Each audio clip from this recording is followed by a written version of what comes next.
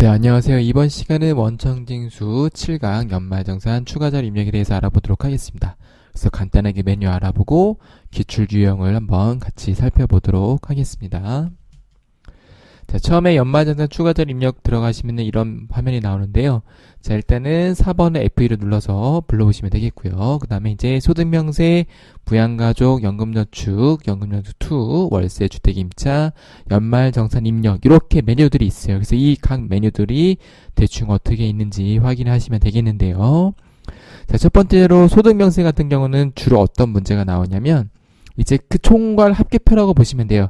총괄 합계표인데 자, 그 중에서 우리가 시험 문제 나오는 것들은 종전 근무지. 그러니까 사람이 이직을 할 수가 있잖아요. 뭐 예를 들어서 2020년 2월 달에 퇴사를 해서 2020년 3월 1일 날 B라는 회사에 들어갔다. 그러면 A라는 회사에 있었던 그 나의 소득이라 이런 것들을 합계해서 같이 신고를 하는 거거든요. 그래서 그렇게 종전 근무지에 대한 입력을 하는 것들은 소득 명세에서 입력하면 되겠고요. 자, 부양가족 입력 같은 경우는 우리가 부양가족 등록이랑 똑같은 거예요. 똑같은 건데 이거를 연말정산 추가자료 입력해서 입력을 하느냐 아니면은 별도의 부양가족 등록 메뉴에서 입력하느냐 그 차이가 있습니다. 결과는 똑같이 되긴 하는데요. 그렇게 차이가 조금 있습니다.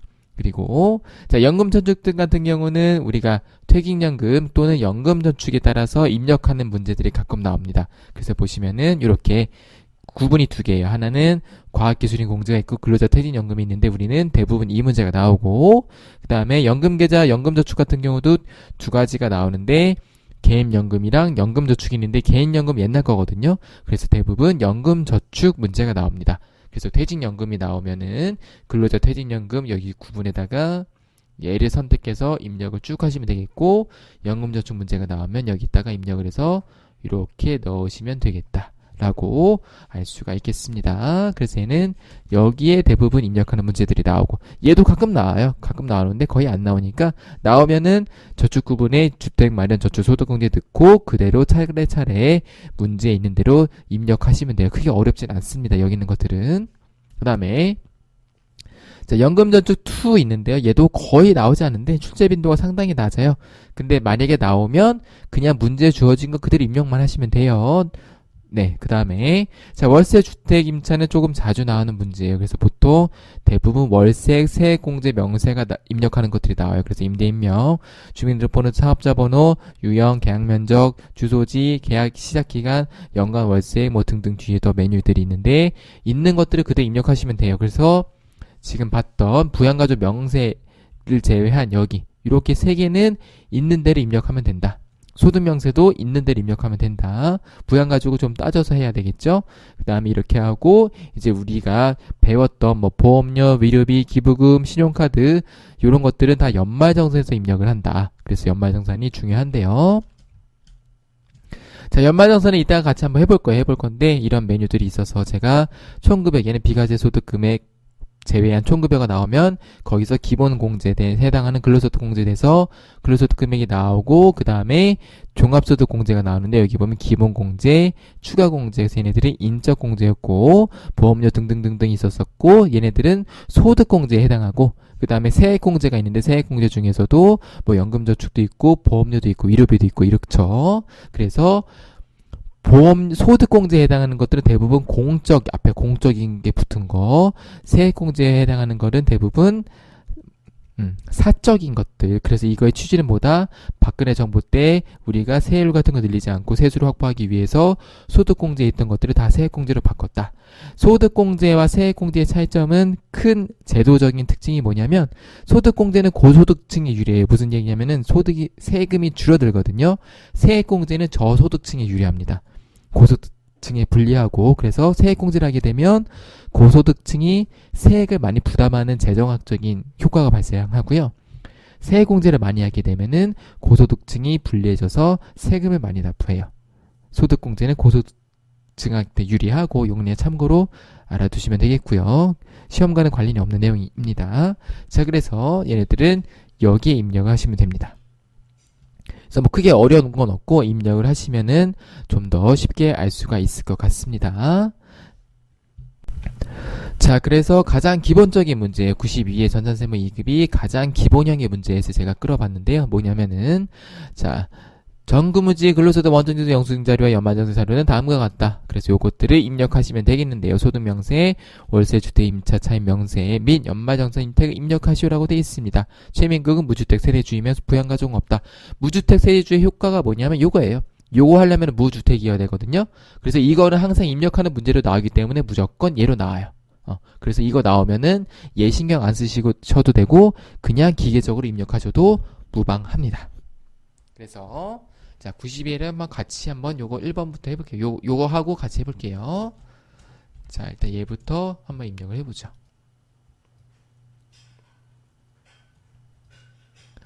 자 그래서 소득명 원천징수 연말정산 추가자료 입력에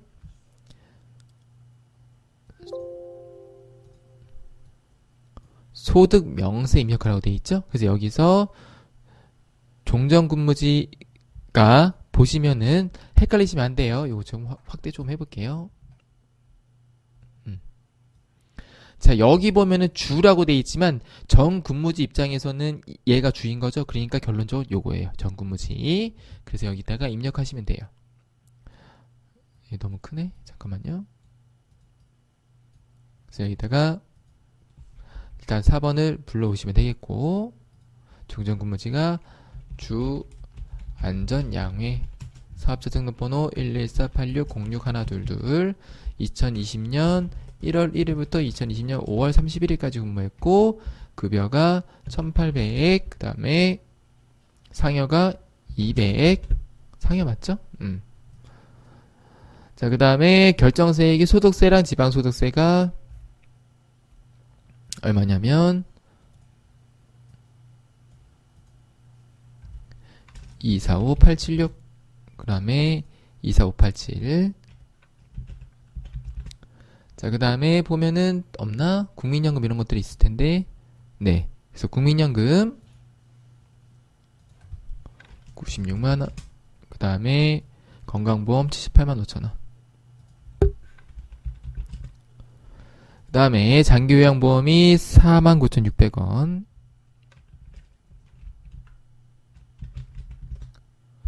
그 다음에 고용보험이 13만 4천원. 자, 이렇게 입력을 해주시면 되고요. 그 다음에 다음 2번 문제를 보겠습니다. 요 다음에 있는 거를 보겠습니다. 자, 연말정산 관련 자료는 다음에 지출금액은 모든 본인을 위해서 사용한 금액이다. 다 해당이 된다는 거죠. 그래서 보면은 보험료, 자동차 보험료랑 저축성 보험료가 있는데 저축성 보험료는 뭐라 그랬었죠?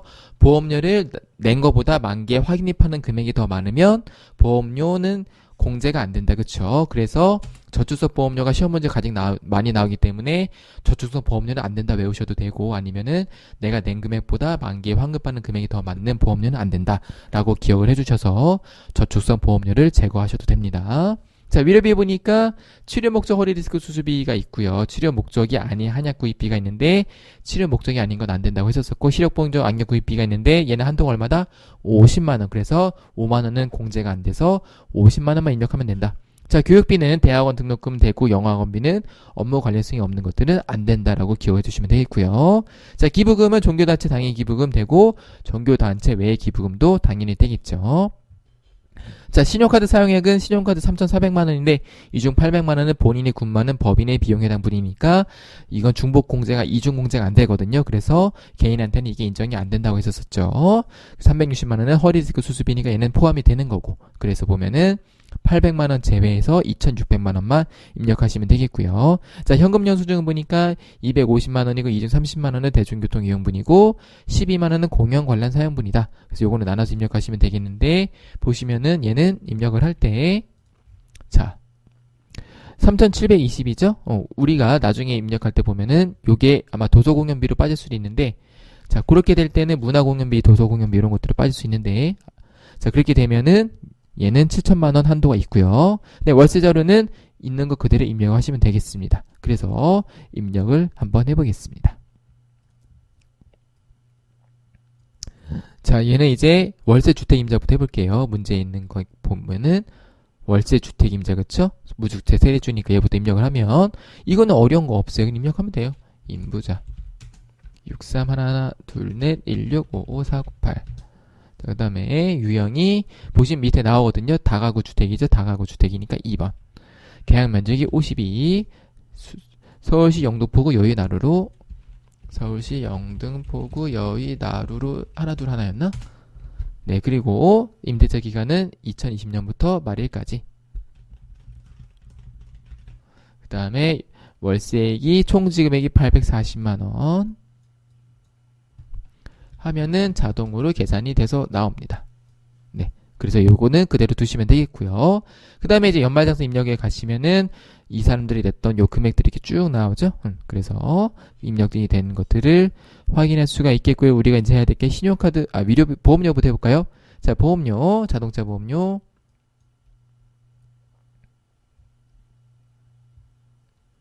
그래서 얘는 일반이기 때문에 최민국은 뭐 장애라는 말이 없었기 때문에 여기다가 75만원 입력을 해주시면 되겠고요. 자, 그 다음에 위료비 보니까 자, 본인 거죠? 본인 거니까 여기다가 360에 55만원 더하면은 55만원이 아니라 550만원, 그쵸? 그래서 410만원이 되는 거죠. 왜냐면은 얘는 50만원 한도니까. 자, 그렇게 하시면 되겠고, 그 다음에 교육비는 대학원 등록금 1000만원만 본인 교육금에다가 넣으시면 되겠습니다. 자, 다음에 기부금, 종교단체 기부금이 있네요. 기부금 눌러서 종교단체 기부금이 당예 기부금이 300만원, 종교단체 이외 지정 기부금 단체야 한 게 얼마냐면은 종교단체 외 당예 기부금이 10만원이니까 10만원 이렇게 입력을 해주시면 되겠습니다. 그래서 입력하는 것도 이렇게 차근차근 나와져 있기 때문에 그대로 구분해서 입력하시면 돼요. 자, 그 다음에 신용카드인데요. 신용카드만 한번 조금 자세히 볼게요. 자, 신용카드 보시면은 총급여가 이렇게 있죠? 있고, 그 다음에 원래 이게 신용카드 금액하는 게 계산이 복잡한데 총급여의 25% 980만원을 사용해야지 신용카드를 공제를 해줘요. 현금이나 이런 것들을. 그리고 보시면은 도서공연 있죠? 도서공연 등의 비지출액은 총급여 7천만원 이하인 자에 한해서 추가 공제가 가능합니다라고 돼 있는데 우리 아까 보니까 최민국 씨가 3,920만원이나 그랬을 거예요. 그래서 총급여 7천만원 이하에 해당하니까 도서공연에다가 입력을 할 수가 있다. 그래서 자, 보면은 일단은 자, 신용카드 사용한 게 800만원 제만 2,600만원이니까 2,600만원.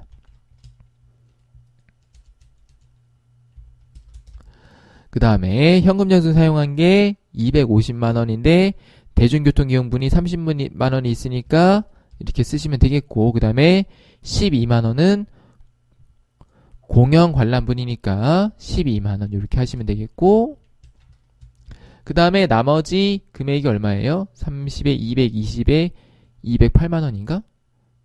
42, 그렇죠? 네, 208만원을 이렇게 입력을 해주시면 되겠습니다.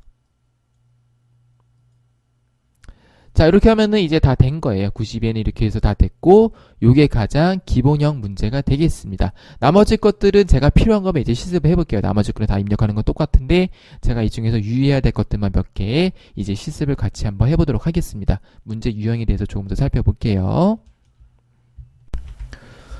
다음에 연말정산 관련 자료를 보고, 사무직 사원 최민상의, 세례주이면서 총금액이 5천만원을 가져간다. 세부담 최저를 위해서 연말정산 추가자료를 추가자료 입력 메뉴에 연말정산 입력 탭을 입력하시오라고 돼 있네요.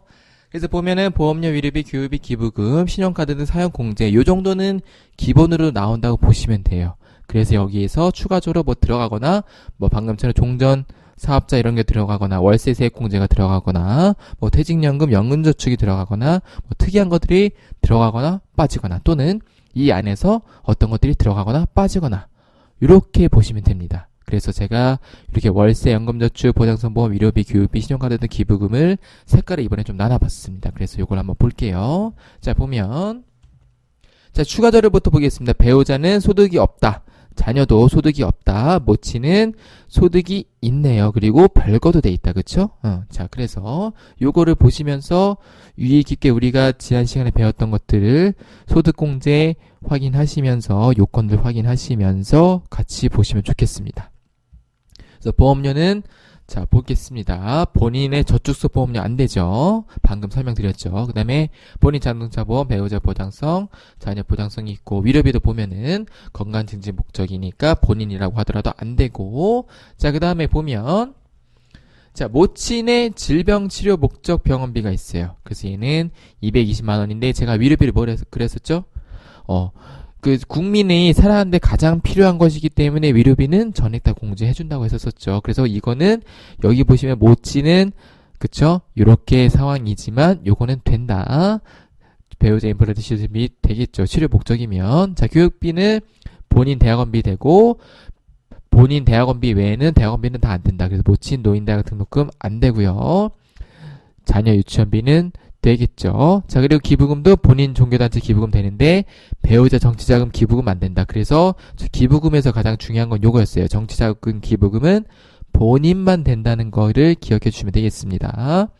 자, 그 다음에 신용카드 사용액인데요. 보시면은 위료비 항목 중에서 신용카드를 결제한 모친 병원비가 220만원이 있고 대중교통 이용분이 있고 전통시장 사용액이 99만원이 있다. 그래서 얘는 나눠서 입력을 해주시면 됩니다. 그래서 어떻게 입력하냐면, 자, 일단 그 밑에 거 볼게요. 배우자 신용카드도 배우자가 소득이 없으니까 되는 거죠. 대중교통 이용분 15만원에 전통시장 사용분 91만원이 있으니까 얘는 어떻게 입력하냐면, 자, 일단은 대중교통끼리 묶어서 105만원이고 전통시장 사용액끼리 묶어서 100만원.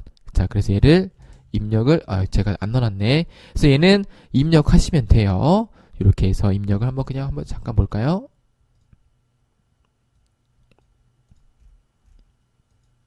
자, 이 신용카드 사용에 가서 입력을 하시면 되는데, 제 대중교통 여기다가 요거 지워보고 예그라고 해볼게요. 요거를 105만원에 100만원.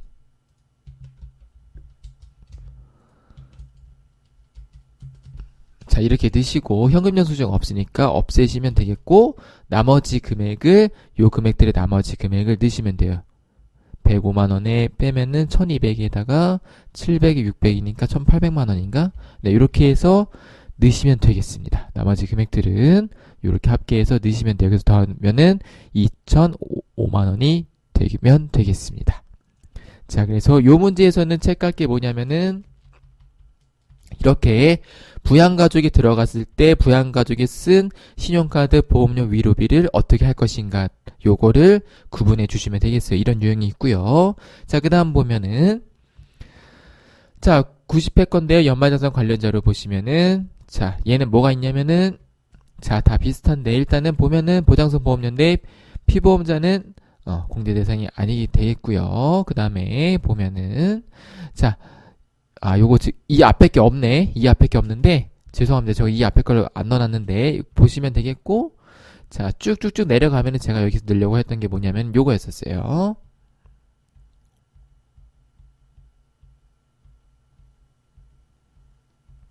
자 이렇게 있는데요.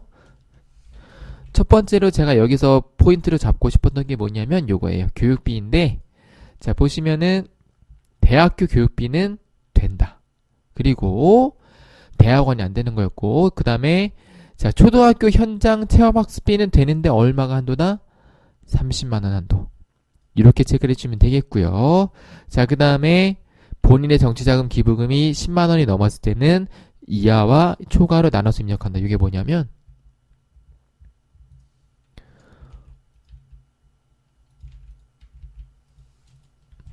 자 이게 뭐냐면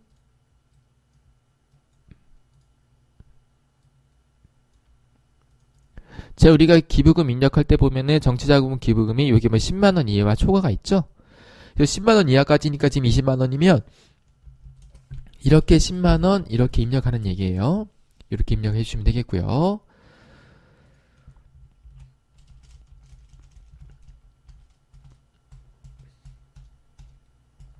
자, 그 다음에 국군장비용 위문금품은 법정 기부금이에요.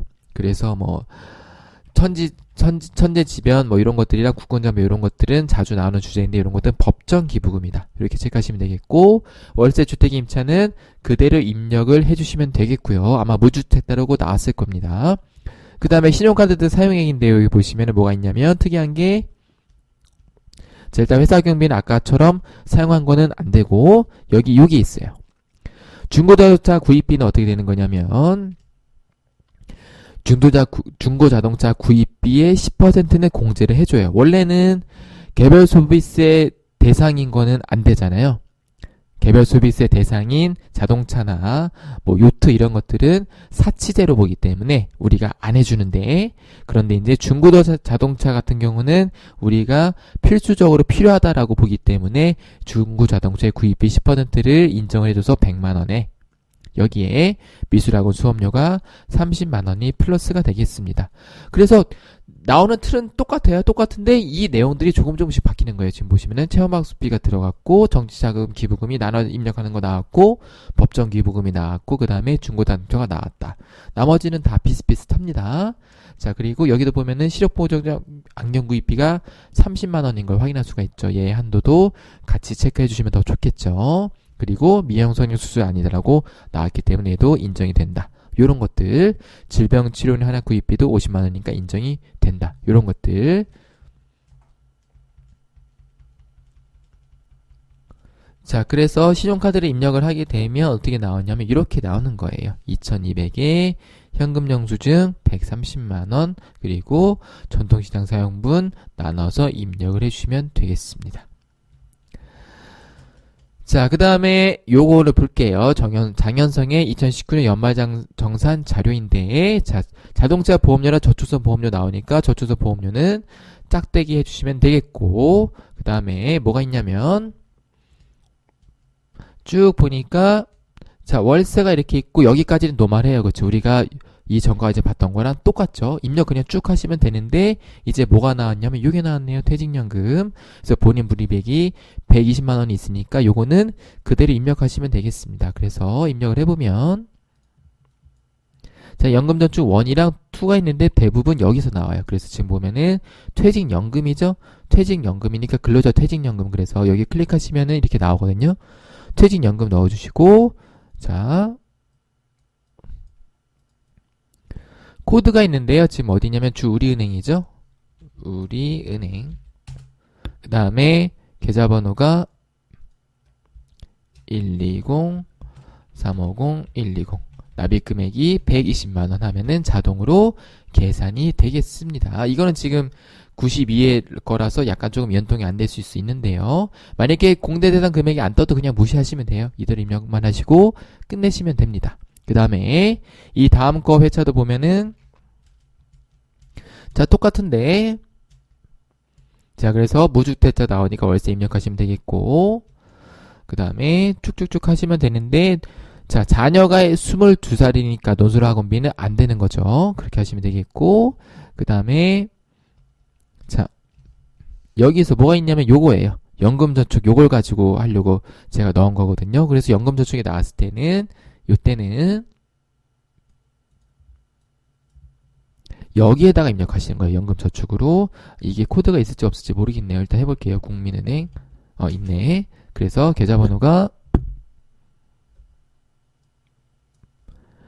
212-902367-62791 납입금액이 200만원 이렇게 해주시면 되겠습니다.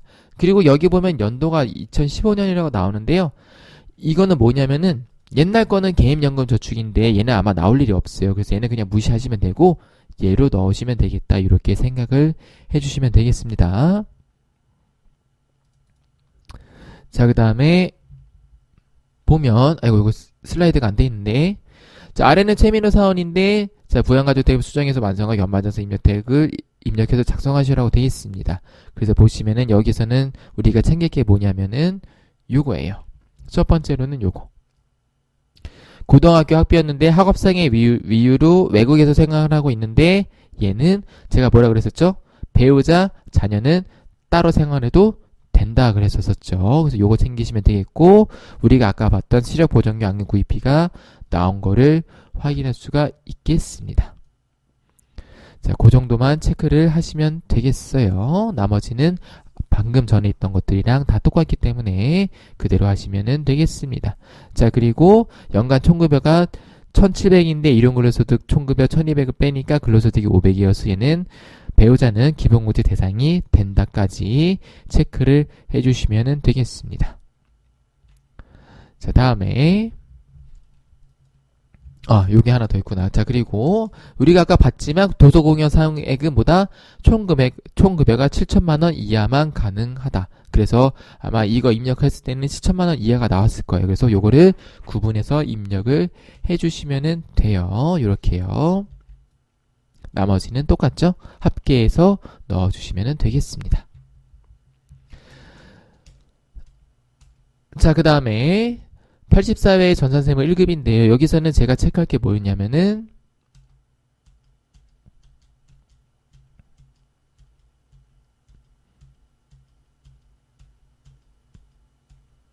네, 자, 요거거든요. 신용카드 입력할 건데 여기서는 조소공연이 방금 전이랑은 다르게 어떻게 되어 있었냐면은 총 급여액이 7,200이에요. 그러면 이럴 때는 90만원에 입력을 하지 않고 요걸까 일로 온 거를 확인할 수가 있겠어요. 그러니까 보시면은 문제 맨날 똑같아요. 맨날 똑같은데 이번엔 도서공연 가지고 장난치고 뭐 이번에는 뭐 법정기부금 가지고 장난치고 어떨 때는 정치자금 기부금 가지고 장난치고 어떨 때는 방금도 보셨지만 여기 이런 거 체험학습비 한도랑 교복구입비 한도로 장난칠 때도 있고, 그러니까 문제는 거의 전형적으로 비슷비슷해요. 거의 틀은 비슷한데 여기서 어떤 게 바뀌느냐 요거만 체크를 잘 해주시면 돼요. 그래서 요 정도 푸시면은 웬만한 문제는 다 해결이 될 거고, 이제 특이한 걸 한번 볼게요. 뭐가 있냐면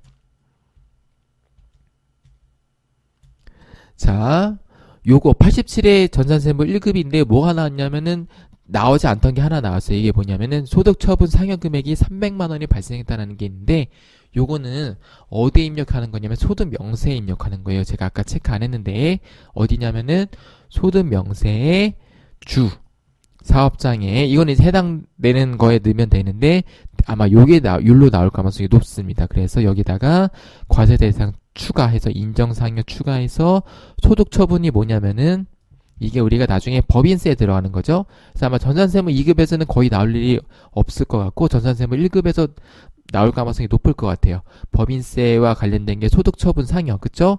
송금불산입 소득처분을 상여로 때렸다는 얘기예요. 300만원.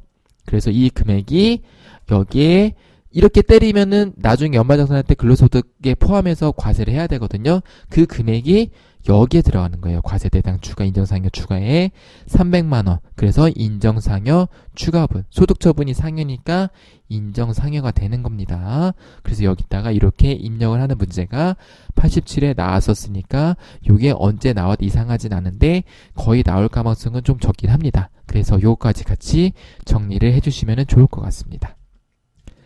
자, 이렇게 해서 7강 연말정산 추가자료 입력도 마무리를 해보도록 하겠습니다. 시청해주신 여러분들 감사합니다.